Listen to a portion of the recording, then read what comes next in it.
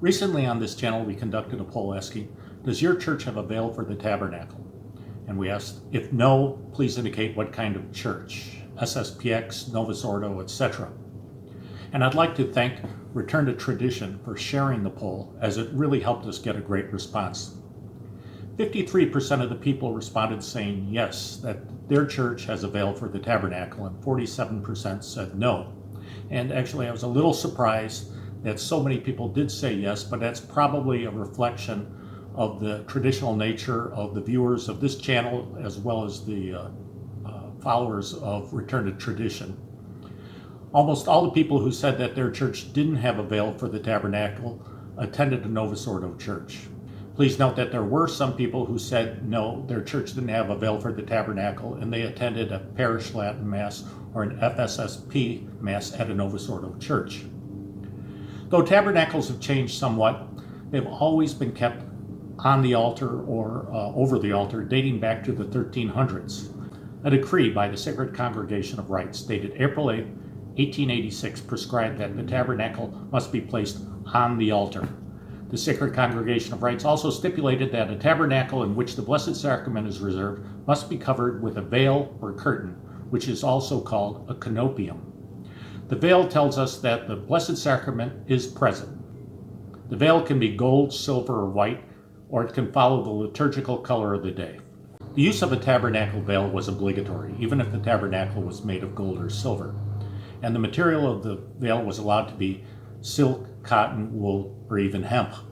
But regardless of the material used, the veil could not be made entirely of lace, so you could not see through a veil.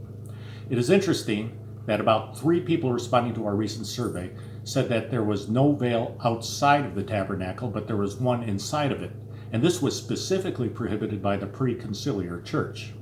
It was decreed that neither a curtain hanging inside the tabernacle nor any pictorial representation on or before the door could be considered a legitimate substitute for a tabernacle veil. The Sacred Congregation of Rites also specified that the veil should completely envelope the tabernacle from the top down, and a curtain hanging in front of the door was not sufficient, but it is probably better than no veil if the tabernacle could not be properly veiled because of its faulty construction or position. So, the veil must cover the front of the tabernacle, and that's why this video from the Diocese of Bridgeport is so strange. Another means of indicating that Christ is present in the Eucharist reserved in the tabernacle is through the use of a tabernacle veil. Even to this day, in Jewish synagogues, the scroll of the Torah is covered by a special cloth to indicate its particular sacredness. The tabernacle veil can be in the liturgical color of the day, or it can always be of white or gold, and it's another indication to us that Christ is present with us, and we offer to him every possible means of respect and love. Whatever it is they have on the tabernacle, it's not recognizable as a veil. A veil can't be transparent, and it must cover the front of the tabernacle. So what they have in that video is more like a doily than a tabernacle veil. The word tabernacle means tent, and the original tabernacle was the tent used by the Jews to house the Ark of the Covenant.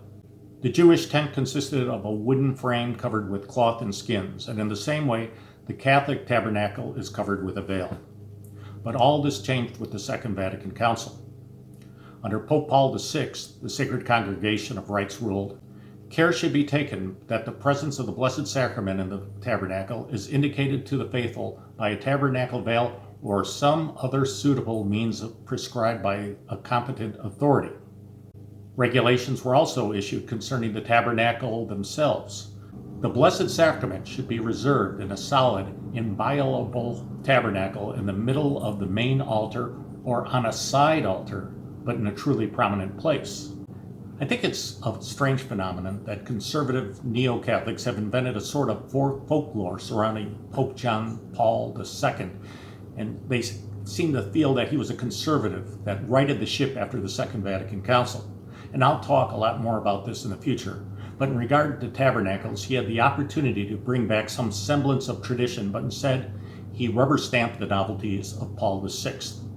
The tabernacle in which the Eucharist is kept can be located on an altar or away from it, in a spot in the church which is very prominent, truly noble, and duly decorated, or in a chapel suitable for private prayer and adoration by the faithful.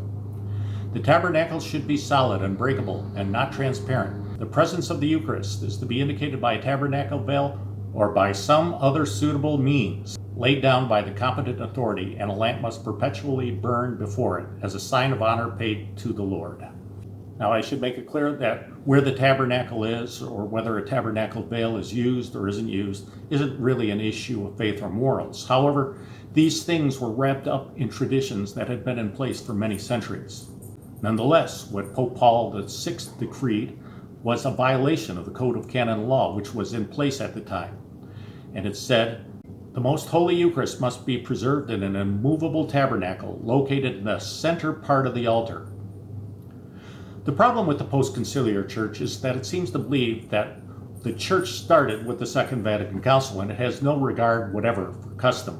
A custom beyond the law, if it has been knowingly observed by a community with the intention of obliging itself, leads to law if the custom was equally reasonable and legitimately observed for 40 continuous and complete years.